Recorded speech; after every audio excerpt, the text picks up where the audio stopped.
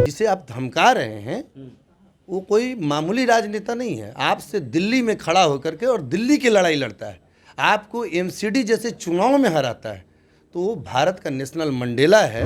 उसमें प्रधानमंत्री जी अपनी भ्रष्टाचार का भी बात करते ना, तब तो अच्छा लगता। मेहुल चौकसी, नीरव मोदी, विजय माल्या, जो उनके शार्गिद हैं, जो फाइनेंसर हैं, जो उनके चुनाव प्रबंधक कहे जाते हैं, विदेशों से फंड अरेंजमेंट करते हैं भारतीय जनता पार्टी के लिए, उस पर भी तो बात करते। आप 1800 करोड़ का पुल जो गंगा जी में चला गया बिहार में, उस पर भी बात करते, इसलिए कि भारतीय जनता पार्टी की हिस्सेदारी थी। उस समय दोनों सरकार में थे। 1600 करोड़ के एम्बुलेंस घोटाला जो हुआ है, उस पर भी बात करते, इसलिए कि आपका उस समय स्वास्थ्य मंत्री आपका था। विपक्षी एकता की बैठक तो खत्म हो गई, लेकिन बिहार की सियासत अभी भी गर्म है। ऐसे में लगातार आम आदमी पार्टी के नेता विकास कुमार ज्योति लगातार सुर्खियों में हैं और किसी न किसी मुद्दों को लेकर कांग्रेस को घेर रहे हैं और लगातार पोस्टर के जरिए वार कर रहे हैं। आज हमारे साथ हैं और इन्होंने एक फेसबुक पे पोस्ट भी डाला है और उसके बाद जो है बिहार की सियासत गर्म कर दिया है। इन्होंने क्या डाला है, इनसे ही बात करेंगे और जानेंगे।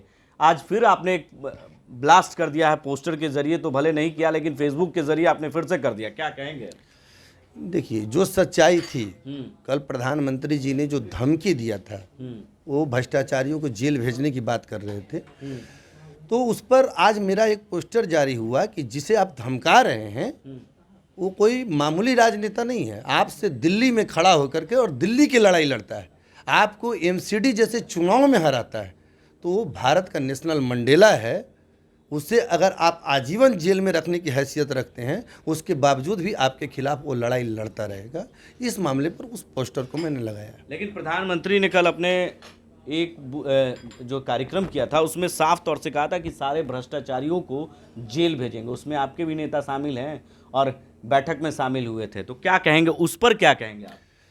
तो उसमें प्रधानमंत्री जी अपनी भ्रष्टाचार का भी बात करते ना, तब तो अच्छा लगता। मेहुल चौकसी, नीरव मोदी, विजय माल्या, जो उनके शार्गिद हैं, जो फाइनेंसर हैं, जो उनके चुनाव प्रबंधक कहे जाते हैं, विदेशों से फंड अरेंजमेंट करते हैं भारतीय जनता पार्टी के लिए, उस पर भी तो बात करते। आप 1800 करोड़ का पुल जो गंगा जी में चला गया बिहार में, उस पर भी बात करते, इसलिए कि भारतीय जनता पार्टी की हिस्सेदारी थी। उस समय दोनों सरकार में थे। 1600 करोड़ के एम्बुलेंस घोटाला जो हुआ है, उस पर भी बात करते, इसलिए कि आपका उस समय स्वास्थ्य मंत्री आपका था। तो आप दोनों ने जो बंदरमाट किया है, आप उस पर भी बात करना चाहिए था।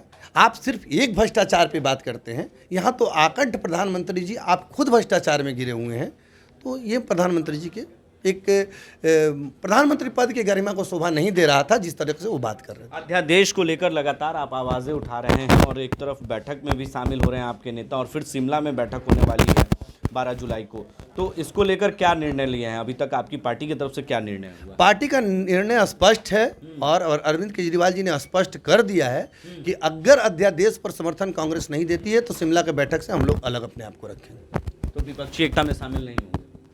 नहीं, अगर विपक्षी एकता किस बात की, जब आप मेरी बात को सुनने के लिए तैयार नहीं है तो विपक्ष की एकता किस बात की? कोई बात ही नहीं बनती है। लेकिन बैठक में तो सिर्फ ये निर्णय हो रहा है कि प्रधानमंत्री का उम्मीदवार कौन होगा, लेकिन आपके भी, आप कह रहे हैं कि एक तरफ के केजरीवाल भी उम्मीदवार हैं, राहुल गांधी को लालू प्रसाद यादव ने दूल्हा बता दिया और बाराती अपने आप को बता दिया, तो इससे साफ होता है कि कहीं ना कहीं राहुल गांधी का समर्थन जो बाकी पार्टियां कर रही तो सही है। राहुल गांधी को ना ममता बनर्जी मानने के लिए तैयार है, ना अरविंद केजरीवाल जी मानने के लिए तैयार है। राहुल गांधी को कोई भी व्यक्ति या कोई भी दल उनको प्रधानमंत्री के उम्मीदवार के तौर पर मानने के लिए नहीं तैयार। आप कैसे मानते हैं अपने नेता को प्रधानमंत्री का उम्मीदवार, क्योंकि आपकी पार्टी तो 2 राज्यों में ही है? दो राज्यों में हमारी सरकार है, फुल कॉन्फिडेंस पे सरकार है। गुजरात में भी हम तीसरे नंबर की पार्टी रहे, जब प्रधानमंत्री जी के घर की पार्टी थी, वहाँ भी हमने तगड़ा चुनौती उन्हें दिया है। और बहुत सारे दल ये चाहते हैं कि अरविंद केजरीवाल जी पार्टी का चेहरा हों। अंतिम सवाल, पोस्टर के जरिए आपने वार तो किया कांग्रेस पर, लेकिन पोस्टर आपके फाड़ दिए गए, अब फेसबुक पर आप लगाए हैं, क्या डर के पोस्टर सड़क पर नहीं लगा रहे हैं? सही बात है। अब बिहार में लाइन ऑर्डर की स्थिति आप देख रहे हैं, दिन दहाड़े हत्या हो रही है, और उस दिन जो पोस्टर फाड़ने की आप बात कर रहे हैं, तो उस दिन काला कानून का मतलब उस दिन आपातकाल दिवस था और मैं चौराहे पर था। उस दिन आरजेडी और कांग्रेस के कुछ तबके के लोग जो आम आदमी पार्टी का टोपी पहने हुए थे, उन्होंने बैनर पोस्टर फाड़ने का, तो लाइन ऑर्डर की स्थिति है, तो डर तो स्वाभाविक है। जब बिहार में आपका दिन दहाड़े हत्या हो रहा है, आज भी 2-3 हत्याएं, चर्चित हत्याएं हुई है, तो लेकिन आपको आम आदमी पार्टी का नेता नहीं मान रहे हैं, आपके ही नेता। कोई भी ऑथेंटिक आपकी जानकारी अगर है, आपकी जानकारी में अगर आदरणीय किसी तरह का कोई लीडर ने ऐसा बयान दिया है तो आप मुझे बयान दिखाने का कष्ट करें। तो देखिए, लगातार कांग्रेस के खिलाफ जो है विकास कुमार ज्योति जो है वो आवाज़ें उठा रहे हैं और अध्यादेश को लेकर जो है कहीं ना कहीं सड़क से लेकर सदन तक आवाज़ें उठाने की तैयारी में है। ऐसे में जो आम आदमी पार्टी के जो नेता हैं, दिल्ली के मुख्यमंत्री अरविंद केजरीवाल ने भी यही मांग की है कि अध्यादेश आएगा तभी आगे जो विपक्षी एकता है वो मजबूत होगी। कहीं ना कहीं शिमला की बैठक से आम आदमी पार्टी के नेता और दिल्ली के मुख्यमंत्री अरविंद केजरीवाल ने अपने आप को दरकिनार कर लिया है और विकास कुमार ज्योति लगातार इसको लेकर सवाल खड़े कर रहे हैं। अपने सहयोगी विशाल के साथ बने रहे देश न्यूज़ के लिए और देखते रहे देश।